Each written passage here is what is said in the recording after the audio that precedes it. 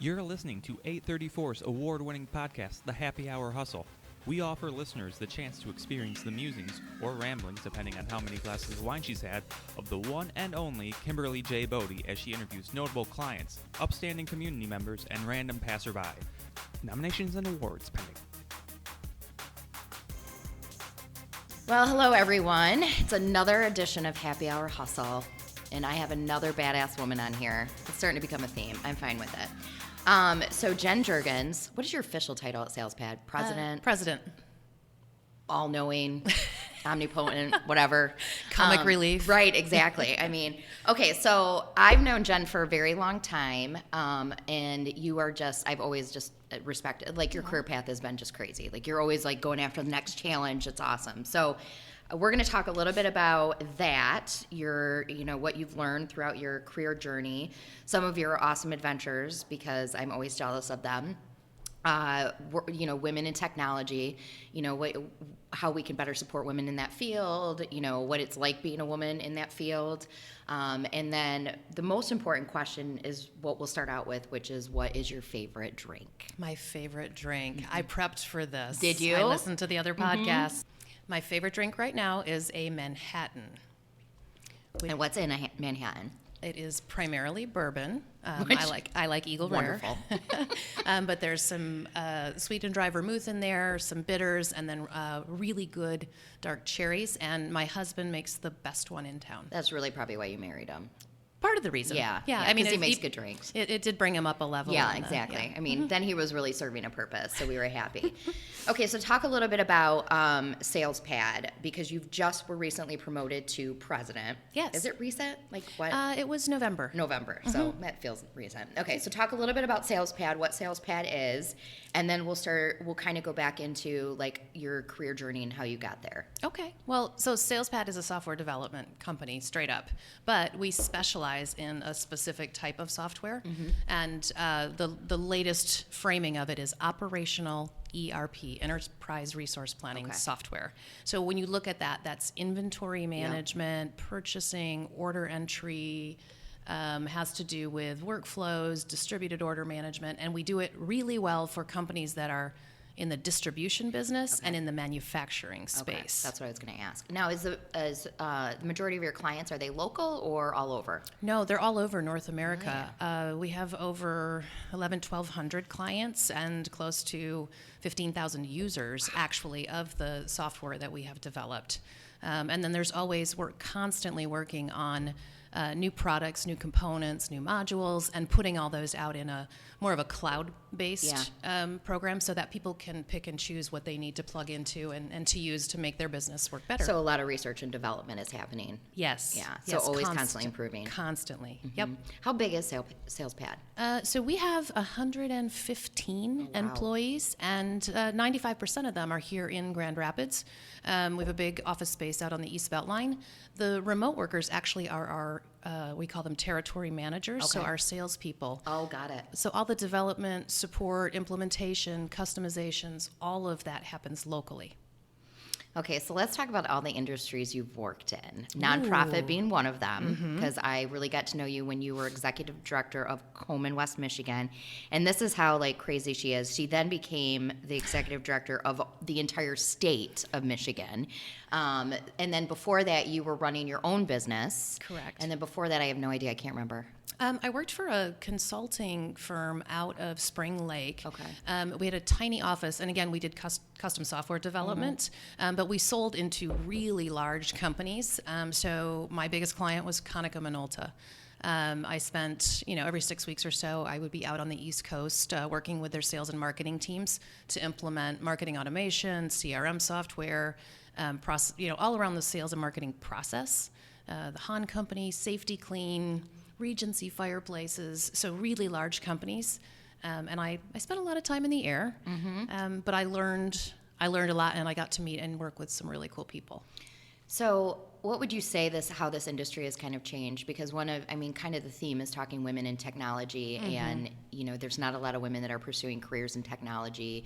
You've been working in it for almost your entire career. So talk a little bit about that, like what you remember kind of the hurdles when you first heard it, and then has it changed, or are we not even moving the needle? I think that it has changed. And while this might seem obvious, people need to recognize that just because it's a technology company doesn't mean you have to be a coder in order to work there. And a lot of what goes into technology solutions is the business analyst role, the project management, the consulting and implementation. You have to be good with people. You have to be. If you're a coder, that's usually not the case. No, that's a different role. No offense to the coders, I'm sure lots are listening. That's a different. It's a different role. But as far as women go, I think as we've been growing, I'm seeing more women in the not only in the coding position but in the management positions, project management. Our best salesperson for the past few years has been a woman. And I think that people need to recognize this is a growing space. It's an interesting space, and you don't have to just sit and type code all day to be a part of it. Right. Why do you love it so much? I love the people. So I am a sci-fi lover and innovation. We're totally going back to that in a second. Okay, great, wonderful. So I'm sort of drawn to a lot of those similar things. And so working with creatives and futurists and innovators it's a perfect fit for me, because we can go from their great big ideas to more of my role, which is how do we actually implement that? That's awesome. That's where I live. Oh gosh, that's what you excel at. Yes. Yeah, you know how to be in the details, but also like you're a visionary as well. So you can take what their vision is, but then you also know how to break that down into like realistic milestones. Some of the best partnerships I've had is where the person I'm working with goes from A to Z. And it's amazing. And then I go back and I go, okay, B, C, D, E. How are we actually going to get this done? What does it look like? And I love that role. So I think that kind of feeds into the fact that you are a very adventurous person. And I told you I was going to ask you to tell a story. One of my favorite stories is about how you got roped into that race or something in Ireland. Right? And so this is listeners, you really got to tune into this because this is awesome. I love hearing Jen's story. So talk a little bit about either that adventure or another one or something else crazy, because the coolest stuff happens to you. Well, the Ireland thing was, it was a group of women going to Ireland to hike around and explore the countryside and drink whiskey. Right, obviously. Yes. And one of the girls sent around a joke video of something called the Turf Guy Challenge in Killary, Ireland, saying, hey, while we're there, we're going to do this. And it was people swimming in mud and all of this stuff. I thought she was serious. So I went and I researched it and I replied to the group, yeah, I'll do it. And then one of the other women, who just happens to be, 15 years younger than me, also said, well, I'll do it with you. Yeah. And then the other woman said, are you crazy? We're not doing that. We're going to be drinking whiskey. And so we actually went and learned along the way that we had to buy duct tape to tape our shoes to our feet because the bog would suck your shoes off. And we learned that they don't have to create obstacles in Ireland. It's just the countryside. Yeah. Yes. So we survived it. I did jump into a fjord in November in Ireland. I did some things that I will never do again, but what great stories. Yeah, what a great story. You're right. I like that you always happen upon these adventures on accident. I know that Jim, and then you have a very good friend, Laura, have roped you into mountain biking, which you are fine with if it's not extreme mountain biking, which is what they really seem to love. Well, I feel like, again, we go back to, I'm comic relief. Yeah. My nickname is Calamity Jen. So if someone is going to have a bike issue, it will be you. It will be me. A flat tire. If every other bike fits through those two trees, mine won't. No. I'll wrap the bike around it. Yeah. And sometimes they will actually comment on my Mary Lou Retton stick the landing falls. But usually it's oh my God, are you okay? What did you break? Are you bleeding again? But they keep asking me to come back. So, I have because you make them look good. Yes, you know that. That's true. Yeah. That's true. That's fine though. What would you say a lot of those adventures cheat you? Attitude, Everything. sense of humor. What would you say one of your biggest hurdles has been in your career, or what you feel like one of the biggest challenges? And then I want to talk a little bit about advice you have for just women in general. I mean, you and I think, talked about this. And Forum came out with a Women in Leadership report, and we essentially have not moved the needle in 10 years. And, so it's refreshing to know that someone of your caliber is in a leadership position, but that's not the norm. So anyway, going back to, talk about like overcoming something big in your career. Well, there are a number of things, including getting and surviving breast cancer.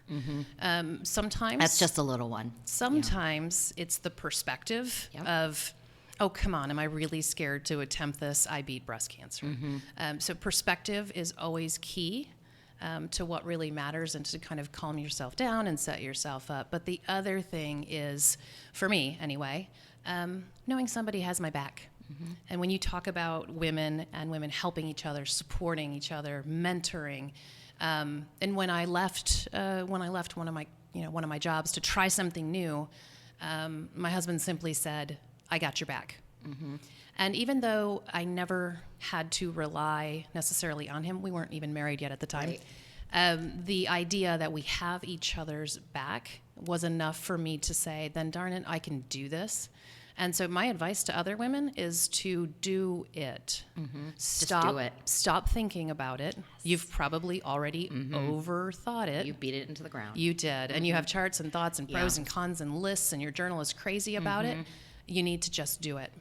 And the worst thing that can happen is that it didn't work. And so what? Again, perspective. Yes. Perspective. Try it. Do it. I remember going to Hawaii on vacation when I was just out of college and deciding to myself, I think I'm going to stay here, And then I thought, what's the worst thing that can happen? I'm like, well, I got to fly home, right? Right. I mean... Or I live on the beach. Or I... Yeah. I meet a hot surfer. It'll be fine. Anything, right? But that was probably my youngest and biggest first bold step, where I said, I think I can make it here. And I did. I lived there for a couple of years. I started out with $500 and 2 suitcases. First month's rent was $450. I considered using that $50 to pierce my navel, but did not. Nice. Instead, would it really have been $50? I feel like you maybe would have had like $49 left over. I mean, No? I don't know. Probably I don't more think so. expensive. More in expensive. Hawaii. Good to know. But in retrospect, that was kind of bold. But I made it. I got a job. I found transportation. I figured it out. I found a great woman that I did not know that I moved in with, and here we are, 25 years later, we're still best of friends. So wonderful things happen if you simply try. Well, and I think overthinking it, like to your point, is so huge. I mean, I got asked the other day, would you have started a business if you know now you knew then what you know now? Yeah. And I was like, no. Like, good. I'm glad. Like, the whole reason 834 is 11 years old is because I went into it with no knowledge, complete naivety, and total, passion, and I'm going to do it, and nobody's going to stop me. And I think that's the way you really do have to approach things. Obviously, put thought into it, but I mean, don't overthink it. Don't. No. Nope. You're just going to worry yourself through it and talk yourself out of it, most likely. I am a little bit of a prep person, but I've also found that if I didn't get in enough prep, I'll figure it out as I have to do it. And that's kind of part of the fun. It is. Absolutely. Now, you are very involved in the community as well, and I think that's really key for, professionals in general. What is your advice for kind of getting out there and getting involved? I think that you need to pick things that you care deeply about. Getting on a board or getting involved just to put that on a piece of paper isn't helping anyone. No. So things that you are passionate about are the ones that you need to invest in. And then also, I have a lot of fun. Yeah. With the engagement. So Right. it's something that I need to do outside of work, and sometimes drag my kids, along with me. Then we're going to enjoy it, and we're going to make it a family event. So What's your favorite accomplishment? my favorite? Boy, that's a really tough question. I think that one of them was probably getting that merger done at Komen, because for a period there I was reporting to 3 separate boards of directors. And so trying to overcome not just the logical aspect of that merger, but the emotional Yes. side of Yep. that merger. It made sense on paper. It was harder on our hearts. And I really feel like that I learned a lot in that, that relationships are everything. Knowing in your heart that you're doing the right thing goes much farther than doing the absolute logical thing. And so I still feel like that was quite an achievement. I also finished a marathon in Greece. That was a big achievement, and I still blame my husband for that idea. But no, there's so many, Kim. It's really hard to look back, But right? you always keep the challenges keep coming. Like, take on the next challenge. Like, let's do it. You don't think you can do it, and you are always proving everybody wrong. You sure as hell can. Yes, and I think other women need to simply believe that and do that. Agree. Now we're going to go back to sci-fi. Oh, You no. thought I was going to forget. I didn't. I have like 3 minutes left before Alex has a panic attack. So I'm going to do like a little bit of a speed round. Oh. Favorite sci-fi movie? Gosh, I have so many that I love. I'm going to go with the Matrix series. Really? And now I have to ask you why. Why? I loved the first movie where you could not figure out what was going Right. on. And then once you started to think through how artificial intelligence and all of the programming and everything else about it was fascinating. It was So geeky. deep thinking. Yeah. Yeah. Okay, favorite business book? I just finished Leaders Eat Last by Simon Sinek.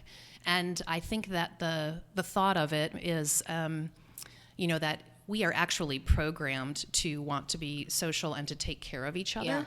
And leaders that take care of and care deeply for their teams actually do better, and the companies do better than those leaders that focus simply on the bottom line. Yep. And he goes into the psychology of it, the brain chemistry of it, and it makes more sense than maybe the Jack Welch or things that we've learned in management school. We shouldn't have management school. We should have leadership school. Amen.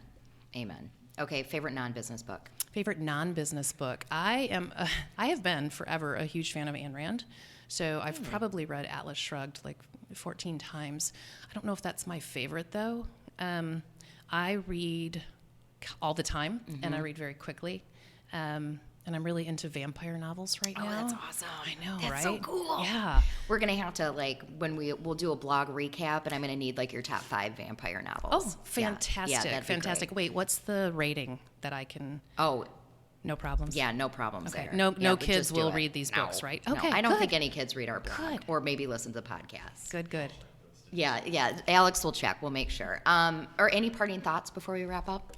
I really, the more that I do this and the more that I'm learning about women and women in leadership roles, I can't say enough, the supporting of each other, like your article Yep. that you guys wrote, which was brilliant.